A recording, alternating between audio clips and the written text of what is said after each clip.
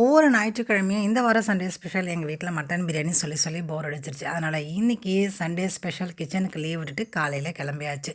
Sunday special இன்றைக்கி வெளியில் போய் சாப்பிட்ணும் அப்படின்றதே முன்னாடியே பிளான் பண்ணியாச்சு.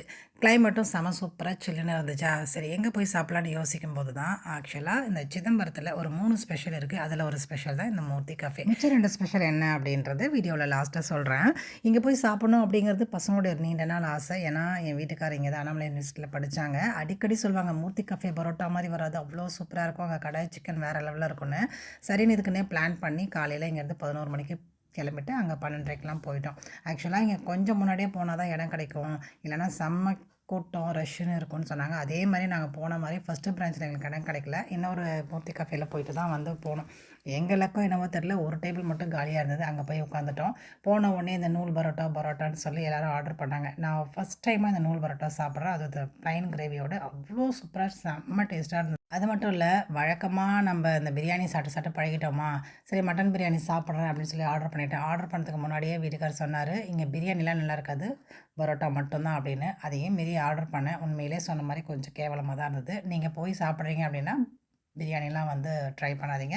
பட் பரோட்டா வேறு லெவலில் இருந்தது. கடாய் சிக்கன் ஓகே, பட்டர் சிக்கன் அந்தளவுக்கு நல்லா இல்லை, சுமாராகவே இருந்தது. சாப்பிட்டு முடிச்சுட்டு வெளியில் வந்தது தான் அவ்வளோ கூட்டம், அவ்வளோ ரஷ்ஷு. ஒரு பக்கம் பார்சல் போயிட்டு இருந்தது, ஒரு பக்கம் சாப்பிட்றதுக்கு கீழே உட்காந்துட்டாங்க. நல்ல வேலை நம்ம சீக்கிரமாக வந்து சாப்பிட்டோம் அப்படின்னு தான் நினச்சிக்கிட்டோம். திருப்தியாக சாப்பிட்டு வெளியில் வந்தாச்சு. இன்னொரு ஸ்பெஷல் என்ன அப்படின்னா, இங்கே வந்து இமிடேஷன் ஜுவல்லரி அண்ட் நம்ம நடராஜ் பெருமாள் கோயில் ரொம்ப ரொம்ப ஸ்பெஷலு. கோவிலுக்கு போக முடியல நான்வெஜ் சாப்பிட்டதுனால. பட் இந்த கவரிங் கடைக்கு ஒரு விசிட் கொடுத்தாச்சு, ஒரு ரவுண்டு பார்த்துட்டு வந்துட்டேன். இங்கே என்ன பொருள் வாங்கினேன் அப்படிங்கிறத நெக்ஸ்ட் லாகில் நான் வந்து அப்லோட் பண்ணுறேன். அண்ட் 3வது ஸ்பெஷல் என்ன அப்படின்னு கேட்டிங்கன்னா, நம்ம ரூபா கார்டன் தாங்க. ரூபா கார்டன்ஸஸ் இங்கே தான் வந்திருக்காங்க. ஸோ அவங்களையுமே போய் பார்த்துட்டு வரலாமேன்னு அவங்க வீட்டு கார்டன்லாம் போய் சுற்றி பார்த்துட்டு ஒரு 2 மணி நேரம் ஜாலியாக பேசிட்டு சூப்பரான ஒரு லெமன் டீ குடிச்சிட்டு வீட்டுக்கு வந்துட்டோம். இந்த சண்டே ஸ்பெஷல் எனக்கு ரொம்ப ரொம்ப சூப்பராக போச்சு.